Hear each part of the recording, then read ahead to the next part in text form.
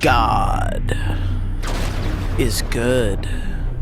God is great. Oh shit! He's everything and everywhere while being nothing and nowhere. Confused? That's God. See that cock? God did that. Touch your cock? God saw that. Yet of all the machinations of God's mind, few are more enigmatic and inevitable as war. God and war go together like smoke and s'mores. It's the most classic of combinations, the peanut butter and jelly of turning people into jelly. And countless wars have been waged in his name because we can't agree on his name. Some call him Yahweh, others call him Jesus, but I call him Kratos, the God of War, or Dad for short. Dad, we've got a problem.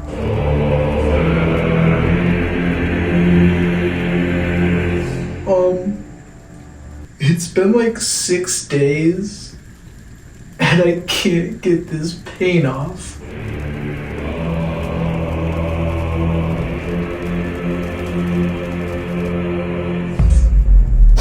Oh, and it's starting to reek of troll blood.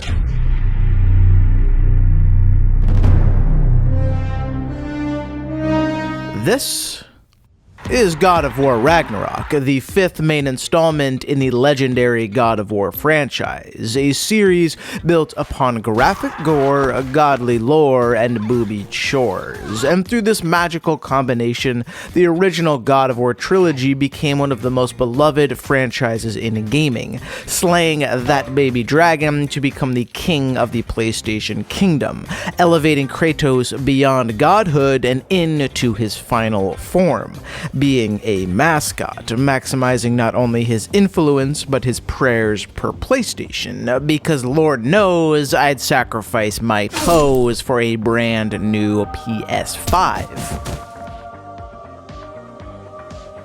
So worth it. Now, most AAA companies would ride this recipe into the rapture. You take this and you burn it. But Santa Monica Studios took one look at that money printing formula and said, boy, as they threw it in the dumpster with the rest of Kratos' useless crap, as the developers changed much of what fans had come to expect of the franchise. Greek gods, gone. Third person, thwapped. Big boobies, be gone. A true Greek tragedy and a bold move. I mean, fans are fickle creatures, angry NPCs just waiting to be aggroed. They despise change, despite demanding change, a walking paradox and the ultimate raid boss. You don't want to be like this. But to the power of the PlayStation 5 and its monstrous size, Santa Monica Studios successfully transformed the God of War franchise, recruiting new acolytes to the Temple of Kratos without alienating their core audience. A Herculean feat, merging movie magic with gaming graphics, telling an epic tale worthy of Homer while also creating a rich, complex combat system as engaging, immersive, and gory as actual combat. Been there, done that. And cinematic it was. God of War 4 made God of War 3 look like God of War Mobile, the most godly of God of War experiences. And through these changes, the series was launched into the stratosphere, off Mount Olympus and towards the sun like Icarus and Daedalus, gathering worldwide acclaim and enough awards, praise, and prayers to appease Zeus for like a whole day, moving away from Greek myth and towards Norse legend, ditching the vindictive, cruel, and altogether human gods of Greek myth for the more cruel, more vindictive, and altogether more human gods of Norse legend, like Thor, who looks like a boar, Freya, who's kind of Kreia, and of course Odin, the one-eyed Allfather, who sees so little and yet so much. Perhaps too much. Hey, That's my center. And God of War Ragnarok continues that tradition of elevation. Like Sisyphus, Ragnarok pushes the boulder of perfection fruitlessly further up Olympus, expanding the universe, telling a more ambitious story, and taking the player on the most epic quest yet, traveling to distant realms, manufacturing magical prison breaks, and eating dinner. My favorite main quest because of these dank side dishes, and perhaps the most challenging task to date, because family dinners be brutal, dog. I'll battle a bear any day, but emotional teenagers? That's a boss battle you can't punch into submission, meaning Kratos, and more importantly me, are in big trouble.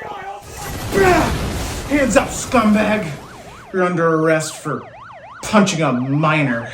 But officer, he wouldn't eat his dinner. Oh.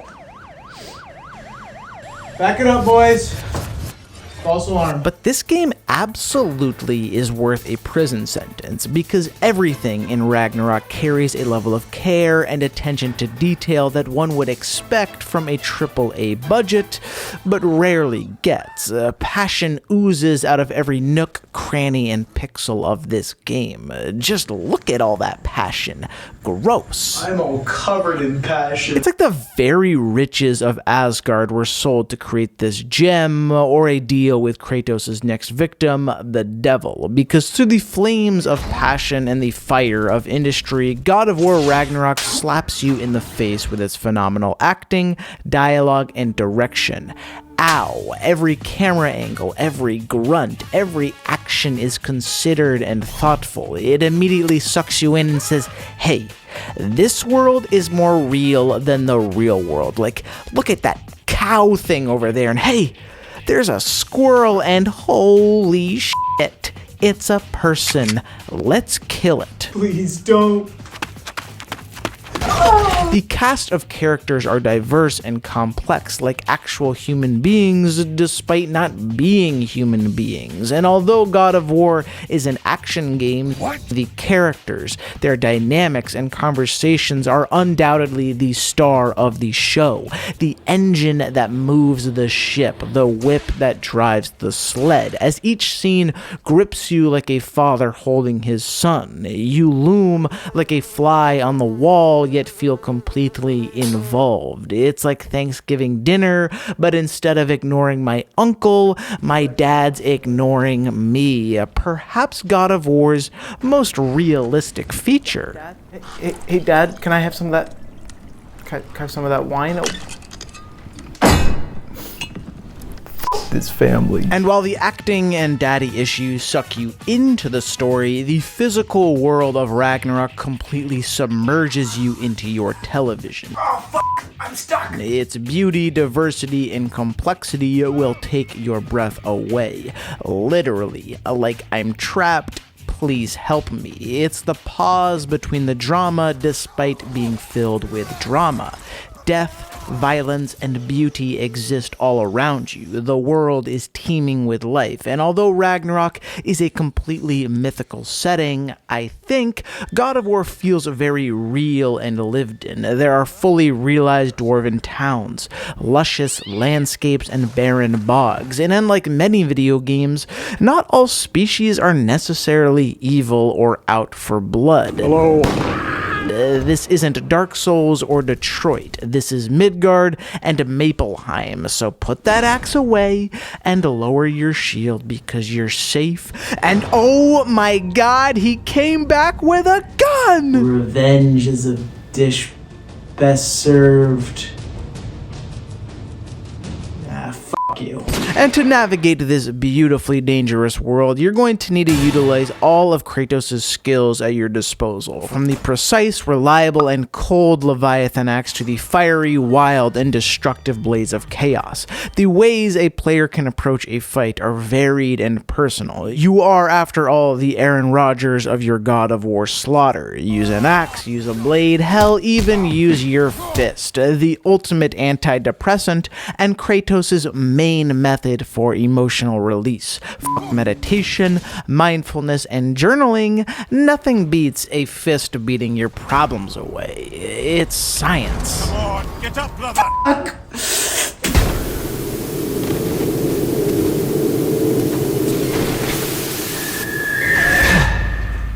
Now I feel much better and really lightheaded. Headed. And although Kratos has evolved since his days in Greece, his essence will forever be that of a soldier, a killer, a monster. It's his dharma, his duty. Being a monster is what he was born to do. And what do monsters do best? They monster mash. Exactly, because despite becoming more mature and learning to repress his emotions like a healthy adult, Kratos still basks in the vicious glory of gory murder. He bathes in the blood of his enemies because it's great for the skin and contrasts the beard so well. Damn, I'm beautiful. You can chop men in half, remove the head bone from the neck bone, and do all sorts of fantastic executions that harken back to the good old days of Greek God of War, where you could fillet a centaur, decapitate a dog, and commit enough Minotaur genocide to supply your local McDonald's for like a whole week. That's a lot of Minotaur meat, perhaps too much Minotaur meat, because this bullshit is making me shit bull.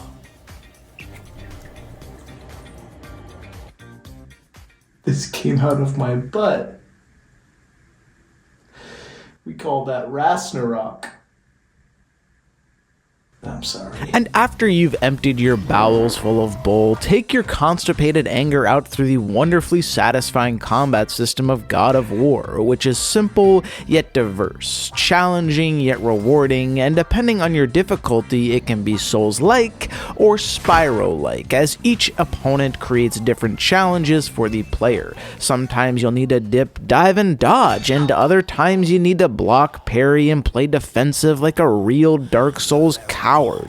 Do I have to, Daddy? And the diversity of enemies is seemingly endless. Long gone are the days of repetitive troll fights. In Ragnarok, you can simultaneously endanger a species while creating a new species. We call that a half-human or a dwarf. And to deal with this constantly evolving enemy variety, Kratos himself must continually evolve, learning new button combinations, playing a little dress-up, and trying on cute new outfits, all of which are fueled by Kratos' insatiable lust for wealth and status.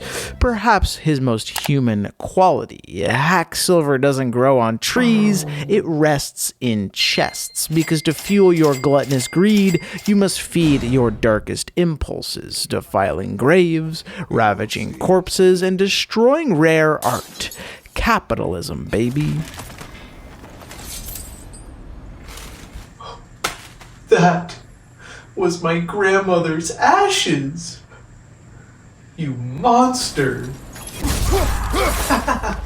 That kid's fucking dead. But despite these savagely fast-paced fights and the monstrous minor murder, there are plenty of moments to catch your breath, collect your thoughts, and process all of that death. There are a myriad of puzzles littered throughout each realm that act as a literal and figurative gate, keeping the Dumbos outside the walls, as you must be this smart to ride this realm. And sorry, kiddo, you just missed the mark. And each realm offers the players a chance to test their IQs through the sharpness of Kratos' axe and the dullness of their wit. Because while God of War is all about making you feel like a god, being strong, powerful, and sexually active, it's also about being human, being weak, vulnerable, and incredibly inept, as the puzzles between and within realms will expose the dumbos and the fumbos of the gaming world. And no disrespect, I'm one of them. Like the dwarven mines made me feel as dumb as a doorknob. I'm not a smart man. And if one does severely struggle to utilize their synapses, the game offers plenty of direction to those willing to utilize their ears, as characters will often offer hints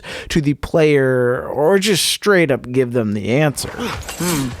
I think we need to get that wheel moving, but the water doesn't reach. Okay, there's gotta be some way to turn the wheel up here. But you see that sucker over there? It's like you're taken the SATs and Odin's ravens are cheating off others for you. It's meant to keep the pace of the game high, as God of War is more about the brawn than the brain. But sometimes being spoon-fed the answer just feels patronizing, like, I know I'm not the brightest bull, but at least let me come to that conclusion myself. If I'm gonna cheat on the test with YouTube tutorials, I want that to be my decision, not Atreus's and not Mimir's.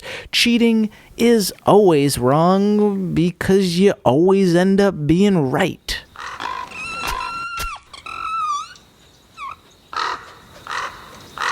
I don't know what you said, but thank you. But at the end of the day, God of War Ragnarok has been an absolutely delightful experience. From the story beats to the world, all the way to your weapons, it relishes in contrasting notes, elevation through deprivation, as you can't appreciate life without death or light without dark. And God of War understands that by elevating its serious tones with light-hearted humor, contrasting its bloodshed with beauty and might with mind. It truly accomplishes everything one would expect out of a quadruple A game. It's fun, fulfilling, and tells a fantastic story without taking itself too seriously. And honestly, the worst part about God of War Ragnarok is once you've finished it, you'll never be able to experience it for the first time again. And that is the ultimate tragedy. Forget going Oedipal on your mom.